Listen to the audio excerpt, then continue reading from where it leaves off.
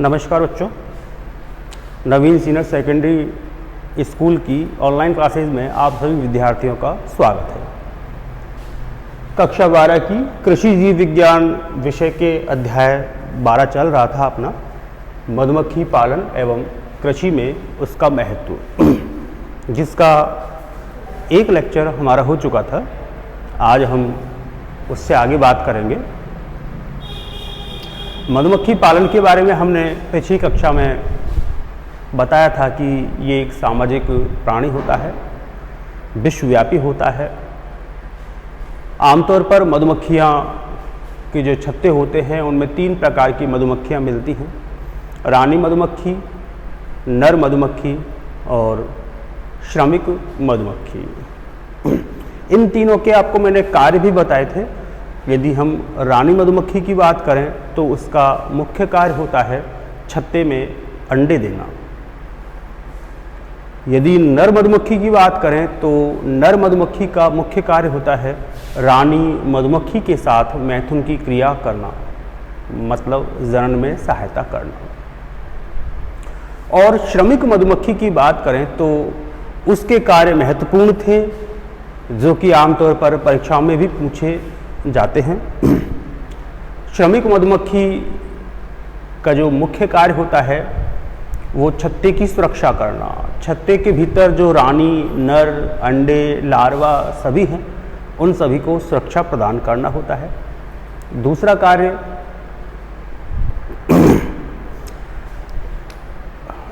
छत्ते के भीतर रानी, नर, लार्वा इन सभी को भोजन उपलब्ध कराना, क्योंकि ये जो रानी है, नर है या जो लार्वा है वो भोजन के लिए इधर उधर नहीं जाते, बल्कि उनको भोजन का जो सारा प्रबंध है वो श्रमिक मधुमक्खियाँ ही करती हैं। श्रमिक मधुमक्खियाँ ही करती हैं। उसके अलावा आपको बताया था हमने कि श्रमिक मधुमक्खी के जो पिछले पैर होते हैं उनमें ब्रुश के समान संरचना पाई जाती है, और उन ब्रुश के समान जो बाल पाए जाते हैं, रोम पाए जाते हैं, उनमें परागकण इकट्ठे हो जाते हैं या परागकण चिपक जाते हैं, और इस स्ट्रक्चर को बोलते हैं परागथैली। तो कह सकते हैं कि परागण की क्रिया में भी ये सहायता करती है श्रमिक मधुमक्खियाँ। श्रमिक मधुमक्खी के जो उदर होता है उस उदर में एक विशेष प्रकार की ग्रंथि मिलती है जिसे मोम ग्रंथि कहते हैं। उस मोम ग्रंथि के द्वारा एक मोम के समान पदार्थ स्रावित होता है, और इस मोम के समान पदार्थ को अपनी टांगों की सहायता से हटाकर अपने मुख में लगातार ये श्रमिक मधुमक्खियाँ चबाती हैं, और चबाने से वो मोम के समान जो पदार्थ था वो सॉफ्ट हो जाता है, और फिर उस सॉफ्ट पदार्थ का उपयोग करती हैं छत्ते की मरम्मत करने में। जो छत्ते के अंदर छोटे छोटे कोष्ठ होते हैं उन कोष्ठों को कवर करने में उपयोग करती हैं। इसके बाद अगली बात करें, हम एक विशेष प्रकार के नृत्य की बात करें जिसको बोलते हैं बेगल नृत्य।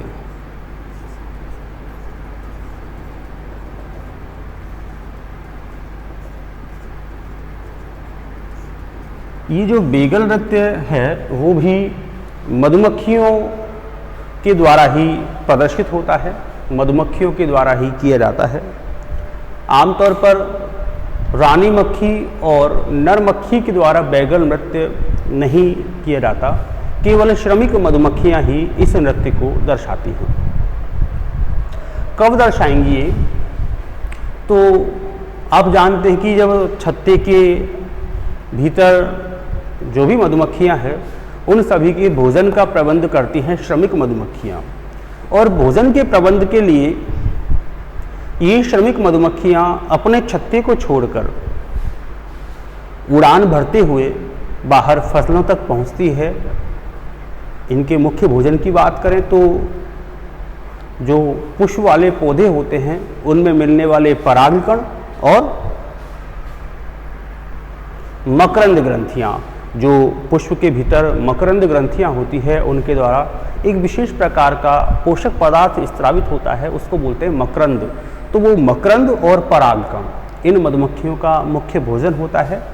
और ये जो श्रमिक मधुमक्खियाँ हैं वो छत्ते को छोड़कर अपने भोजन की तलाश में जब अन्य फसलों तक जाती है, उनके पुष्पों तक जाती है, इसके बाद यदि उनको जो है भोजन मिल जाता है, परागकण मिल जाते हैं, तो वो उसे अपने शरीर पर चिपका लेती हैं और चिपकाने के बाद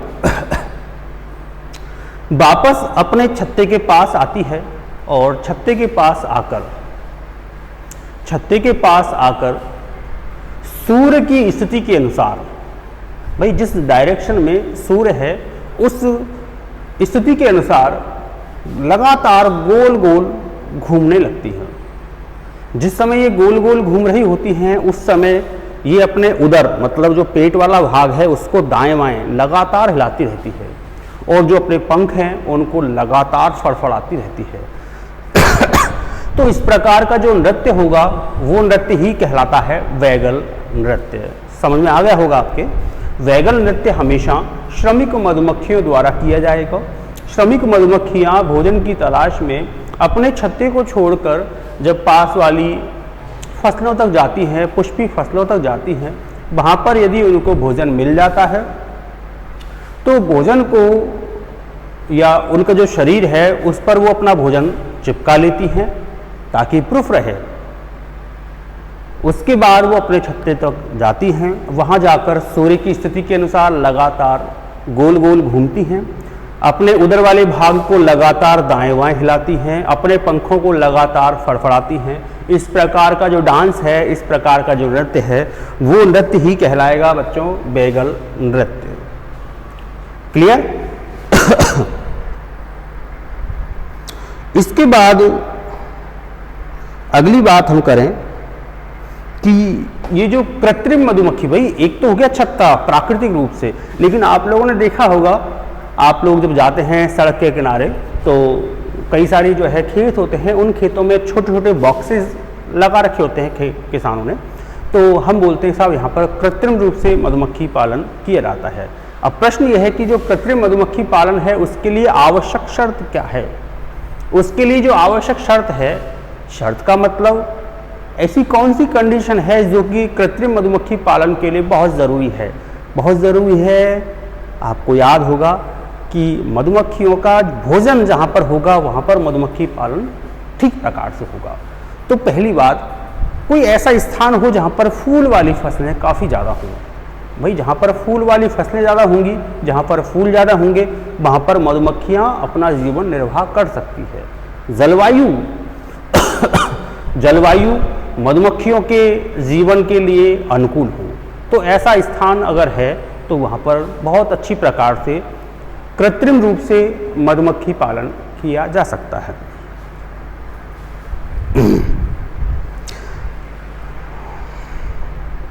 मधुमक्खी पालन से संबंधित कुछ प्रशिक्षण केंद्र भी हैं। प्रशिक्षण केंद्र का मतलब जहाँ पर यदि मान लो हम इंटरेस्टेड हैं कि हमें मधुमक्खी पालन करना है कृत्रिम रूप से। अब ये तो है, इंटरेस्टेड तो है, लेकिन किस प्रकार से करना है, तो इस चीज़ की संपूर्ण जानकारी हमें मिल सके, इसके लिए हमें प्रशिक्षण या ट्रेनिंग की जरूरत पड़ेगी। और इसी प्रकार के प्रशिक्षण उपलब्ध कराने के लिए कुछ संस्थान हमारा सहयोग करते हैं। तो हम कह सकते हैं कि साहब ऐसे अनेकों संस्थान हैं जहाँ पर कृत्रिम रूप से मधुमक्खी पालन का प्रशिक्षण दिया जाता है, और वो कुछ संस्थानों के नाम मैं आपको बता रहा हूँ। जैसे कि एक संस्थान है खादी ग्रामोद्योग विद्यालय।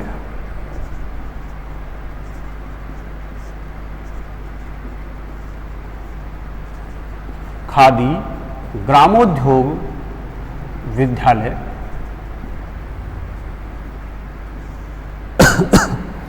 राजस्थान खादी संघ,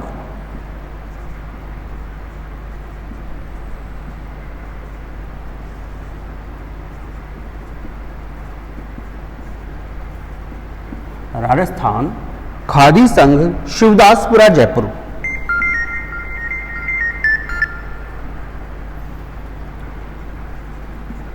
शिवदासपुरा जयपुर।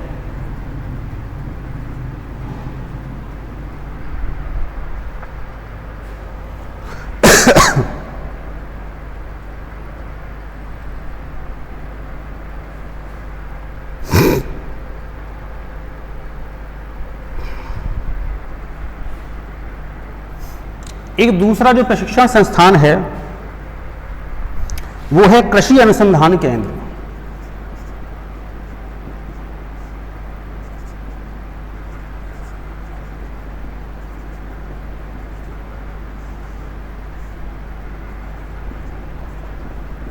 कृषि अनुसंधान केंद्र कोटा।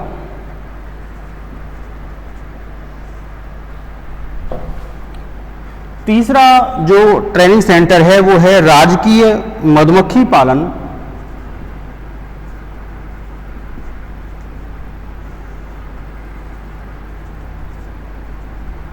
राजकीय मधुमक्खी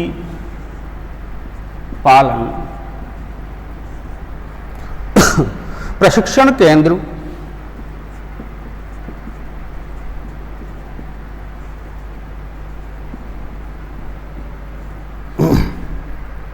नैनीताल यूपी।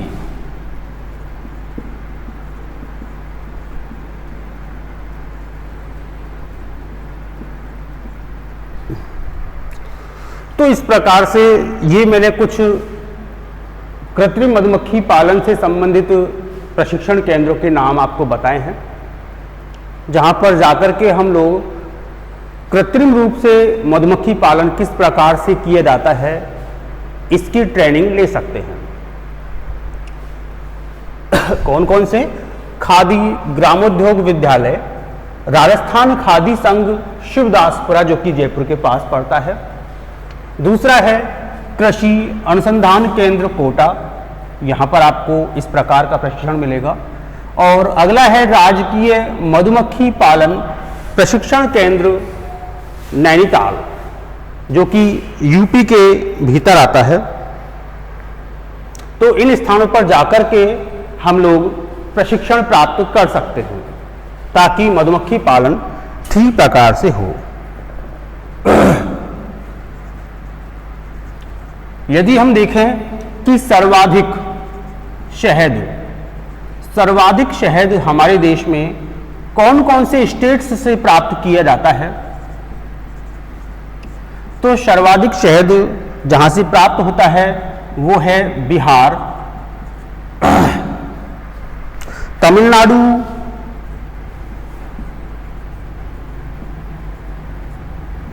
केरल,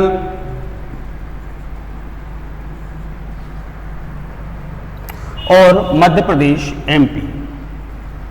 इन स्थानों पर सर्वाधिक मात्रा में शहद की प्राप्ति होती है। कहां कहां से? बिहार, तमिलनाडु, केरल और मध्य प्रदेश। इन स्टेट्स से शहद सर्वाधिक मात्रा में प्राप्त होता है। इसके बाद बेटा अगली हम बात करें एपीकल्चर। बहुत ही बढ़िया शब्द है ये एपीकल्चर, जो आपने पहले भी सुना होगा इसके बारे में। एपीकल्चर किसे कहेंगे हम?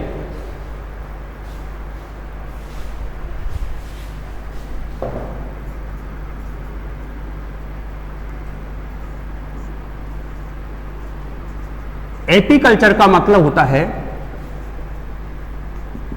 कृत्रिम मधुमक्खी पालन। कृत्रिम मधुमक्खी पालन या इसे हम कहेंगे एपीकल्चर। तो इसके लिए आप लोगों ने देखा होगा खेतों में, और वो खेत या वो स्थान कैसे होने चाहिए जिनके आसपास फूल वाली फसलें हों। तो वहां पर जो बॉक्सेज आप लोगों ने देखे हैं, उन बॉक्सेज के भीतर ही कृत्रिम रूप से मधुमक्खी का पालन किया जाता है। अब भाई उन जो बॉक्सेज है उनके भीतर क्या क्या पार्ट्स होते हैं, तो उनके बारे में थोड़ी चर्चा करें।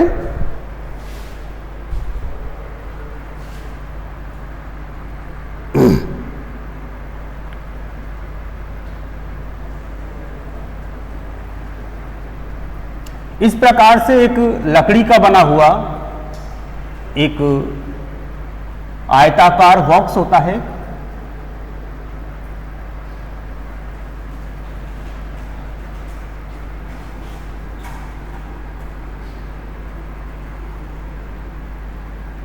ये बच्चों आपके साथ साथ जो डायग्राम में बना रहा हूं इनका अभ्यास घर पर अवश्य रूप से किया करें, ताकि आप लोग भी जो है इनका अभ्यास हो जाएगा तो एग्जाम में तो आना डेफिनेट है ही। इस प्रकार से एक लकड़ी का बना हुआ आयताकार बॉक्स होगा, उस बॉक्स के दो पोर्शन होंगे इस प्रकार से।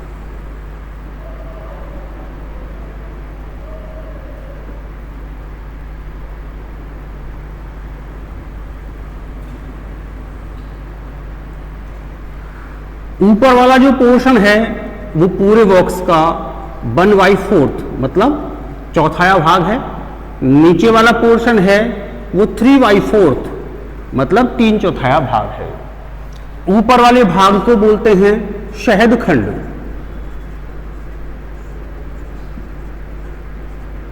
निचले भाग को बोलते हैं शिशु खंड।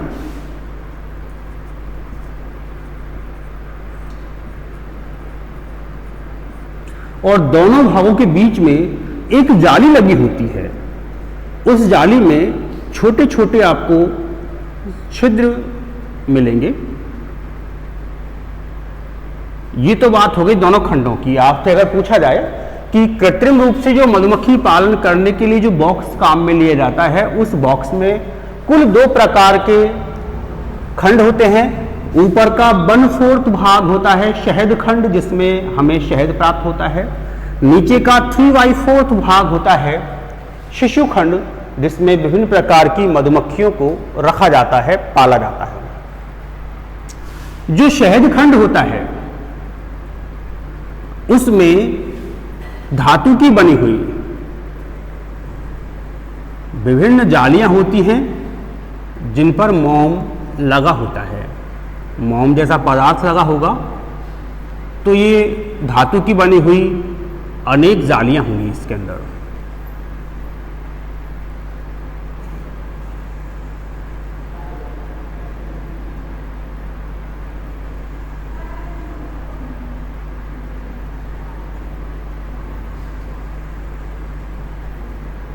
इस प्रकार से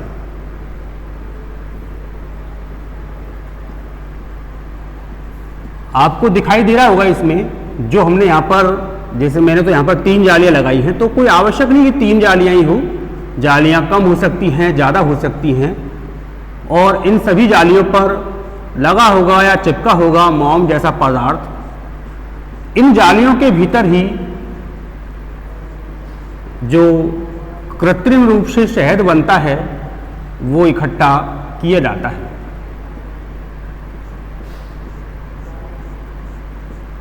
इस प्रकार से जालियां मिलेंगी।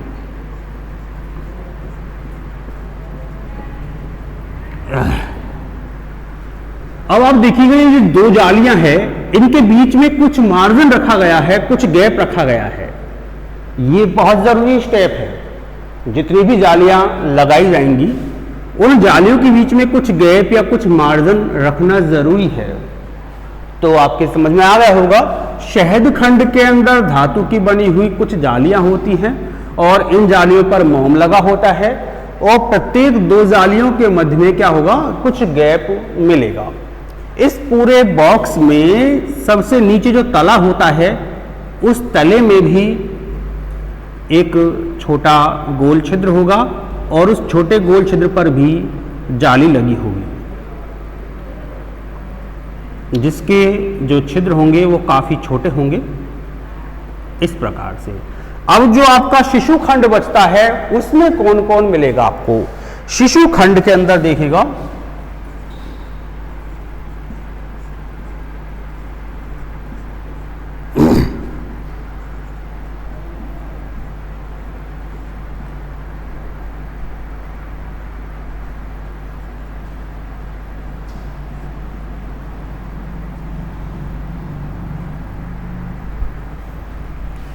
रानी, नर, श्रमिक और रानी के द्वारा दिए गए अंडे और उन अंडों से बनने वाले लार्वा, ये सब आपको कहां पर मिलेंगे?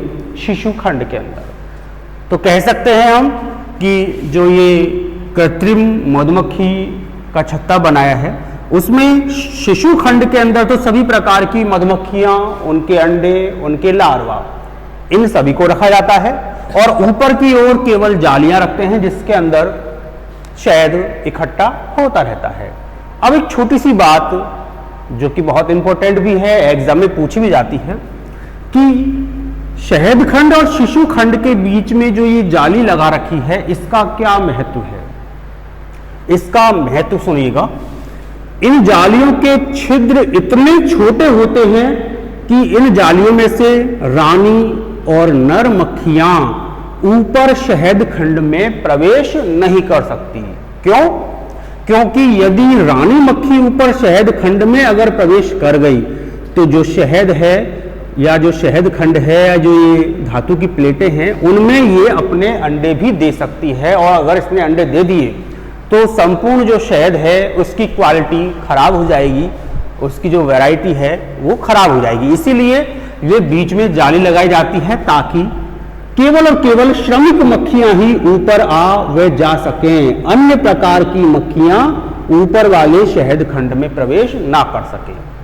ठीक ऐसे ही जो नीचे एक छोटी सी छिद्र के अंदर जाली लगी हुई है उसका भी यही काम है कि इस छिद्र में होकर श्रमिक मक्खियां ही बाहर आ और जा सके। भाई क्योंकि श्रमिक मक्खियां ही क्या करेंगी? भोजन की तलाश में या मकरंद की तलाश में इसको छत्ते से बाहर निकलना होगा और छत्ते से बाहर निकलने के लिए ही ये छिद्र इतने बड़े हैं जिनमें होकर केवल और केवल श्रमिक ही बाहर आ और जा सके। तो इस प्रकार से ये एक कृत्रिम मधुमक्खी रानी है जिसके भीतर कृत्रिम रूप से मधुमक्खियों को पाला जाता है। इस पूरे बॉक्स में एक दरवाजा होता है जिसे आप खोल भी सकते हैं, समय समय पर खोल करके उसमें से इन जो धातु की बनी हुई प्लेटें हैं जिनमें कि शहद जमा हो चुका है उसे एकत्रित किया जाता है। तो बच्चों इस प्रकार से ये आपकी कृत्रिम रूप से मधुमक्खियों को पालने के लिए जो पेटी या जो मधुमक्खियों का जो छत्ता काम में लिया जाता है वो होता है। अब अगली बात अभी हम जो पढ़ रहे हैं वो पढ़ रहे हैं एपीकल्चर, और एपीकल्चर का मतलब है कृत्रिम रूप से मधुमक्खी पालन करना ही एपीकल्चर कहलाएगा। तो ये बॉक्स तो हमने पढ़ लिया, अब हमें और कौन कौन से उपकरण चाहिए? भाई कृत्रिम रूप से मधुमक्खी पालन के लिए हमें कौन कौन से उपकरण चाहिए?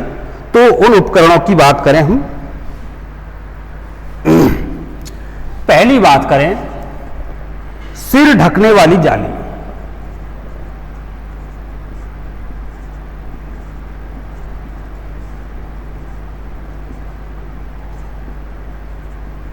सिर ढकने की जो जाली है किस प्रकार से काम आएगी? ये एक प्रकार की मच्छरदानी जैसी होती है जिसमें नेट जैसा बना हुआ होता है, और जो लोग कृत्रिम रूप से मधुमक्खी पालन करते हैं वो इस प्रकार की जाली का उपयोग करते हैं जिससे सारा का सारा सिर और ये गर्दन वाला हिस्सा कवर हो जाए और मधुमक्खियों के डंक से बचा जा सके।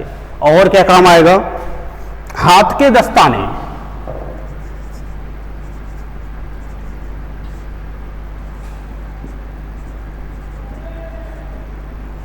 हाथ के दस्ताने ये विशेष प्रकार के रबर से बने हुए होते हैं जिनको हाथों में पहना जाता है, और इन दस्तानों को पहनने के कारण ही मधुमक्खियों के डंक से बचा जा सकता है। अन्यथा जिस समय आप शहद प्राप्त कर रहे हो उसी समय मधुमक्खियां डंक मार सकती है। तो इस प्रकार के दस्ताने को पहन करके ही शहद को प्राप्त किया जाता है। तीसरा जो यंत्र होता है वो होता है धुआं यंत्र।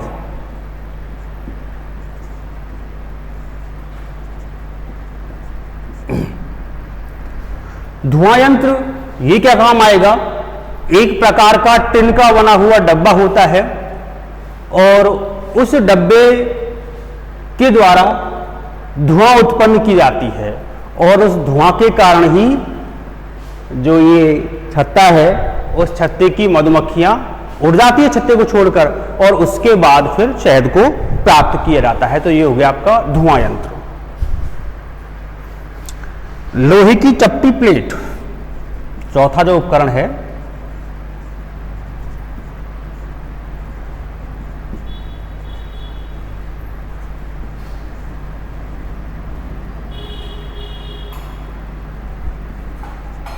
लोहे की चपटी प्लेट। अब ये लोहे की चपटी प्लेट क्या काम आएगी? इस प्रकार की चपटी प्लेट से क्या होगा, जैसे इस प्रकार के यंत्र में आप लोग मधुमक्खी पालन कर रहे हैं, तो चलो ये तो मान लिया कि जो ये धातु की बनी हुई प्लेटें हैं इनमें शहद इकट्ठा होगा, लेकिन इनमें से भी टपक टपक करके और नीचे जो इसका तला है उसमें भी तो शहद और कुछ मोम इकट्ठा हो जाता है। तो जो लोहे की चपटी प्लेट होती है उसकी सहायता से इस तले को खुरच करके इसकी सफाई की जाती है, इसीलिए लोहे की एक चपटी प्लेट की आवश्यकता होगी। एक उपकरण होता है बेटा चाकू। चाकू को गर्म करके इन धातु की प्लेटों पर इस प्रकार से चलाया जाता है ताकि ऊपर की सतह पर जो मोम इकट्ठा हो गया वो तो हट जाए और उससे शहद प्राप्त कर लिया जाए, शहद प्राप्त हो जाएगा। अगला है शहद निकालने का उपकरण।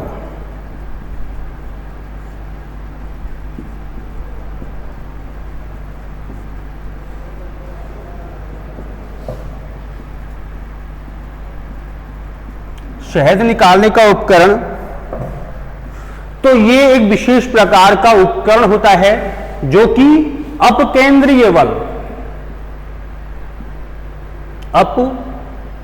बल के सिद्धांत पर कार्य करता है।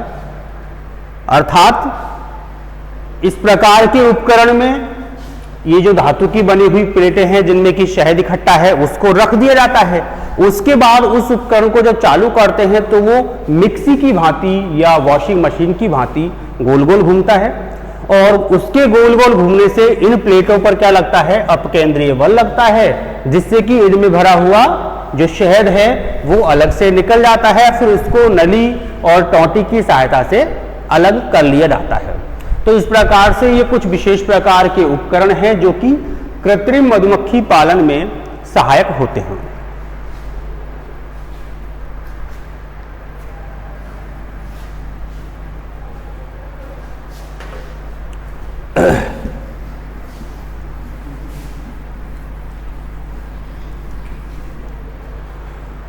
तो ठीक है बेटा, धन्यवाद। आज की इस क्लास में आप सभी लोगों को समझ में आया होगा। अच्छा, कुछ इससे संबंधित प्रश्न आपको दे रहा हूं जिनको आप सॉल्व करना। कृत्रिम मधुमक्खी पालन या एपीकल्चर में प्रयुक्त होने वाले विभिन्न उपकरण कौन कौन से हैं, समझाइए। दूसरा, शहद खंड और शिशु खंड में क्या अंतर है, विभेद कीजिए। अगला प्रश्न, बैगल नृत्य क्या है। उसके अलावा कृत्रिम मधुमक्खी पालन में प्रयुक्त होने वाली मधुमक्खियों के प्रकार बताइए। तो इन कुछ क्वेश्चनों के आप जवाब दें। धन्यवाद।